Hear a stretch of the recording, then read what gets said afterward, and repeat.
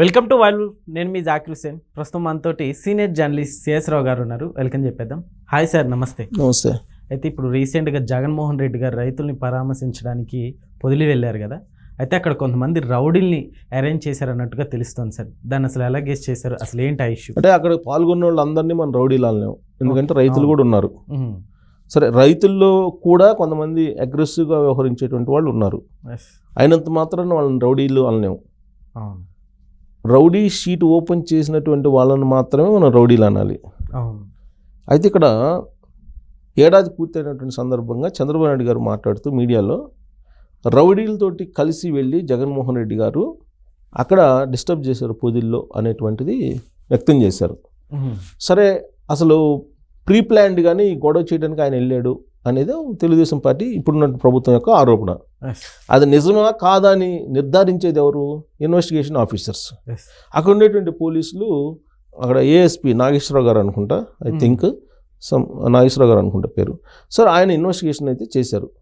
చేసి WhatsApp chats తీశారు. అక్కడ అనుమానంగా ఎవరైతే ఉన్నారో ఆ అనుమానితులకు సంబంధించినటువంటి వాట్సాప్ గ్రూపుల్ని చెక్ చేశాడు.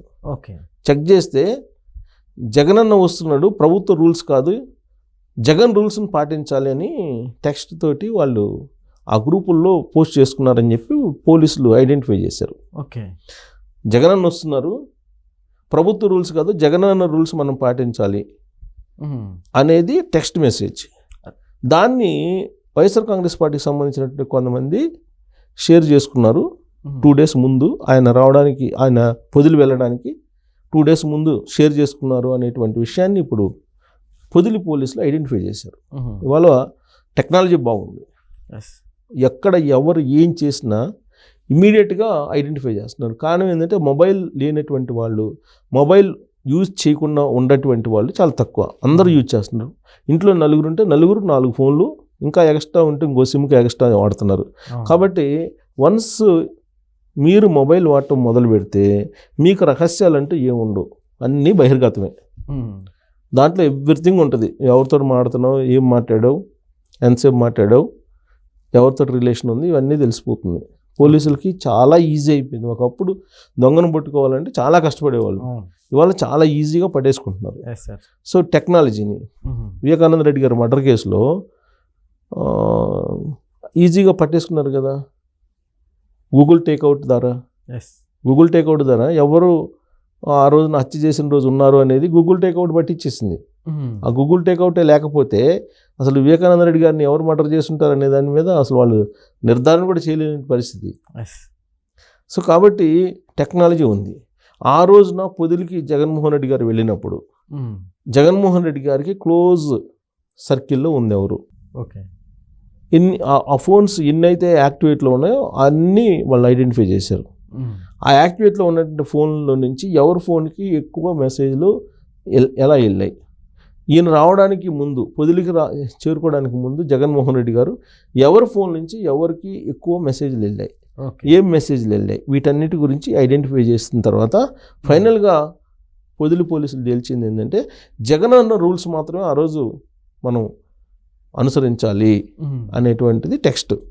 ఏంటి జగనన్న రూల్స్ అంటే అసలు ఆ ఒక్క టెస్ట్ నిజంగా చాలా ఏంటి జగనన్న రూల్స్? ప్రభుత్వ రూల్స్ కాదు, జగనన్న రూల్సే ఆ రోజు మనం ఇంప్లిమెంట్ చేయాలి, అనుసరించాలి అని చెప్పి మెసేజ్లో ఉన్నటువంటి సందేశం. ప్రభుత్వ రూల్స్ ప్రకారం ఉంటుందా, జగనన్న రూల్స్ ప్రకారం ఉంటుందా? ఉండదు కదా. పైగా పోలీసుల అనుమతి వాళ్ళు ఎంతమందికి ఇస్తేనే అంతమందిని అలౌ చేస్తారు. పోలీసుల అనుమతి లేకుండా ఇప్పుడు అనంతపురంలో వెళ్ళారు, ఆ మధ్య ఎవరిని మర్డర్ చేస్తే అనంతపురంలో హెలికాప్టర్లో వెళ్ళారు. ఆ హెలికాప్టర్ మీద కూడా తొక్కి ఆ హెలికాప్టర్ని కూడా తొక్కి ఆ విండ్షీల్డ్ని పగలగొట్టారు. ఆ కేసు నడుస్తుంది ఇప్పుడు. చుట్టూరు హెలిప్యాడ్ ఉంటే ఆ హెలిప్యాడ్లోకి ఎవరు ఎంటర్ కారండి. అవును సార్. ముందుగా ఎవరైతే గెస్ట్ వస్తారో హెలికాప్టర్లో ఆ గెస్ట్ని రిసీవ్ చేయడానికి ఎవరెవరు వస్తారో అనేది నేమ్స్ తీసుకుంటారు. ఒక 5 10 ఇస్తారు. ఇచ్చినప్పుడు వాళ్ళు ఐడెంటిఫై చేసి వాళ్ళ ప్రొఫైల్ కూడా అబ్జర్వ్ చేసిన తర్వాత పోలీసులు అనుమతిస్తారు. ఆ మేరకు మాత్రమే మీరు హెలికాప్టర్లో మీరు దిగేటప్పుడు ఆ హెలిప్యాడ్ చుట్టూరు వాళ్ళు సెక్యూరిటీ పెడతారు పోలీసులు. ప్రోటోకాల్ ఉంటుంది. ప్రోటోకాల్ లేదు. ఆ రోజు ఎంతమంది వస్తారు ఏంటి అనేది చెప్పలేదు. మొత్తం పొలమని వచ్చేసారు. పొలమని వస్తే ఎంతమంది పోలీసులు అదుపు చేస్తారు? ఓకే. పోలీసులు ఉండేది లిమిటెడ్గా ఉంటారు. ఎస్. కొన్ని వేల మంది జనం వస్తే వాళ్ళు మాత్రం ఎలా అదుపు చేస్తారు? అదే జరిగింది అనంతపురంలో. ఇప్పుడు పొదిలి వెళ్ళారు రీసెంట్గా, నిన్న కాక మొన్న వెళ్ళారు. పొదిలి వెళ్ళారు, బాగుంది, శభాష్. ఎందుకంటే రైతులు ఇబ్బంది పడుతున్నారు, పొగాకు రేట్ లేదు. ఆయన వెళ్ళాడు, పరామర్శించాడు. ఖచ్చితంగా ప్రతిపక్ష నాయకుడిగా వెళ్ళాల్సిందే. ఆయనకి ప్రతిపక్ష హోదా ఉన్నా లేకపోయినా ఒక పార్టీ అధినేత కాబట్టి, బలమైన లీడర్ కాబట్టి, దాదాపు 38 నుంచి 39% ఓట్ బ్యాంక్ వచ్చింది కాబట్టి ఖచ్చితంగా ఆయన వెళ్ళాల్సిందే. ఓకే. దానికి అభినందించాల్సిందే ఆయన్ని. వెళ్ళారు, రైతులను పరామర్శించే పద్ధతి ఏంటి? ఆ పద్ధతిని పాటించారా? పోలీసులు చెప్పినట్టు విన్నారా? లేదు కదా.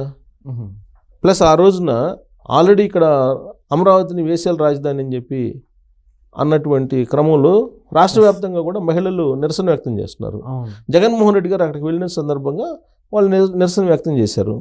ముందస్తు పర్మిషన్ తోటి పోలీసులది. వైఎస్ఆర్ కాంగ్రెస్ పార్టీ వాళ్ళు వాళ్ళ మీద రాళ్ళు వేశారు, చెప్పులు వేశారు, పోలీసుల మీద గాయపరిచారు. మరి అదంతా ఎందుకు జరిగింది? పోలీసులు చెప్పిన దాని ప్రకారం కనుక వీళ్ళు పాటించినట్టయితే వాళ్ళు ఈ గొడవలు జరగవుగా. అంటే ప్రభుత్వ రూల్స్, పోలీస్ రూల్స్ అంటే ప్రభుత్వ రూల్స్. ఈ ప్రభుత్వ రూల్స్ వాళ్ళు పట్టించుకోవాలా? ఎవరు రూల్స్ని పట్టించుకున్నారు? జగనన్న రూల్స్ని పట్టించుకున్నారు. ఆ మెసేజ్లు కూడా అవే 2 రోజుల ముందు. సో జగనన్న రూల్స్ని పాటించడం కారణంగానే ఇది మొత్తం జరిగింది అనేటువంటి ఒపీనియన్కి ఇప్పుడు పొదిలి పోలీసులు వచ్చేసారు, ప్రకాశం జిల్లా పొదిలి పోలీసులు. ఓకే. దాంట్లో 9 మందిని అదుపులోకి తీసుకున్నారు, ఇప్పటి వరకు విచారిస్తున్నారు. అంటే పోయినటువంటి కార్యక్రమం చాలా మంచి కార్యక్రమం. రైతులను పరామర్శించడానికి వెళ్ళారు, ఆయన కొన్ని డిమాండ్లు చేశారు. ప్రభుత్వానికి ఆ డిమాండ్లను ఇవ్వచ్చు అంటే పరిష్కరించమని. ఒకవేళ ఇక్కడ పరిష్కరించకపోతే సెంట్రల్ గవర్నమెంట్ దగ్గరికి వెళ్ళొచ్చు, మీకుండే పరపతి తోటి. జగన్మోహన్ రెడ్డి గారికి పరపతి ఉంది సెంట్రల్ గవర్నమెంట్లో, ఎవరు అవునన్నా కాదన్నా. మీరు సెంట్రల్ గవర్నమెంట్ దగ్గరికి వెళ్ళి మీకు ఎవరైతే ఇప్పుడు కేసుల నుంచి ఆదుకుంటున్నారో వాళ్ళ ద్వారా రైతుల సమస్యను కూడా పరిష్కరించవచ్చు. సో అలాంటి ప్రయత్నం చేయకుండా ఇప్పుడు ఆయన ఏం చేస్తున్నారు? వెళ్ళిన ప్రతి చోట లాండ్ ఆర్డర్ డిస్టర్బ్ చేసేటువంటి ప్రయత్నం చేస్తున్నారు అనేది అర్థమవుతుంది రీసెంట్ ఇన్సిడెంట్స్ బట్టి. సార్ అక్కడ పొగాకుల రైతులు ఎవరైతే ఉంటారో సో ఆ పొగాకును కూడా తొక్కి ధ్వంసం చాలా వరకు అయినట్టు కూడా తెలుస్తుంది. అక్కడ పొగాకు రైతులది మొత్తం పొగాకు దొక్కేస్తారు. ఈ మధ్య తెనాలి వెళ్ళారు, తెనాలి ఆ రౌడీ షీటర్లను పరామర్శించడానికి వెళ్ళి రౌడీ షీటర్ల ఫ్యామిలీస్ని, అక్కడ కూడా ఇంతే కదా గొడవ జరిగింది కదా. అక్కడ కూడా అక్కడ దళిత సంఘాలన్నీ కూడా ఈయన గోబ్యాక్ అని చెప్పి ఈయన నినాదాలు చేస్తే అప్పుడు వైఎస్ఆర్ కాంగ్రెస్ పార్టీ క్యాడర్ వాళ్ళ మీద తిరగబడ్డారు. దాంతో అక్కడ ఘర్షణ వాతావరణం ఏర్పడింది. పొదిలి వెళ్ళారు, అక్కడే అదే. మీరు ఘర్షణ వాతావరణం క్రియేట్ చేయడానికి వెళ్తున్నారా, సమస్య పరిష్కారం కోసం వెళ్తున్నారా? అదేమంటే మేము సమస్య పరిష్కారం వెళ్తున్నాము, ప్రభుత్వమే డిస్టర్బ్ చేస్తుంది అంటారు. మీరు పోలీస్ గైడ్లైన్స్ ప్రకారం ఫాలో కావాల్సింది కదా, ఎవరున్నా ముఖ్యమంత్రిగా లేదంటే ప్రతిపక్ష నాయకుడిగా ఎవరు ప్రోటోకాల్ వాళ్ళకు ఉంటుంది కదా. వాళ్ళు అసలు కంట్రోల్ చేసే పరిస్థితి ఉందా లేదా అనేది వాళ్ళు మీకు అనుమతి ఇచ్చిన తర్వాత మీరు వెళ్ళాలి. అట్ట కాకుండా జగనన్న రూల్స్ అని చెప్పేసి వెళ్ళిపోయి ఇలా ఘర్షణ వాతావరణం ప్రతి చోట క్రియేట్ చేస్తే ఏం ఆశిస్తున్నట్టు? వాళ్ళు రాష్ట్రం గురించి ఏం ఆలోచిస్తున్నట్టు? తప్పుడు సంకేతం, ఇది మంచిది కాదు. సో కాబట్టి జగన్మోహన్ రెడ్డి గారు ఆయన చేసే పనులు, ఆయన మొన్న పొదిలింది మంచి కార్యక్రమం, దాన్ని గందరగోళం చేశారు. గందరగోళం చేసినందువల్ల కారణంగా తెనాలి ఇవన్నీ గుర్తొస్తున్నాయి, తెనాలి సంఘటన గుర్తొస్తుంది, అంతకుముందు ఆయన వెళ్ళినటువంటి ప్రాంతాలు గుర్తొస్తున్నాయి. సో కాబట్టి ఆయన పర్పస్ నెరవేరట్లేదు. కాబట్టి ఇకనైనా సరే ఈ ఘర్షణ వాతావరణం క్రియేట్ చేయాలి అనే ధోరణిలో కాకుండా సమస్యల పరిష్కారం దిశగా చిత్తశుద్ధిగా ఆయన వెళ్తే కనుక ఖచ్చితంగా సమాజానికి కొంత మేలు జరుగుతుంది. Okay sir, thank you.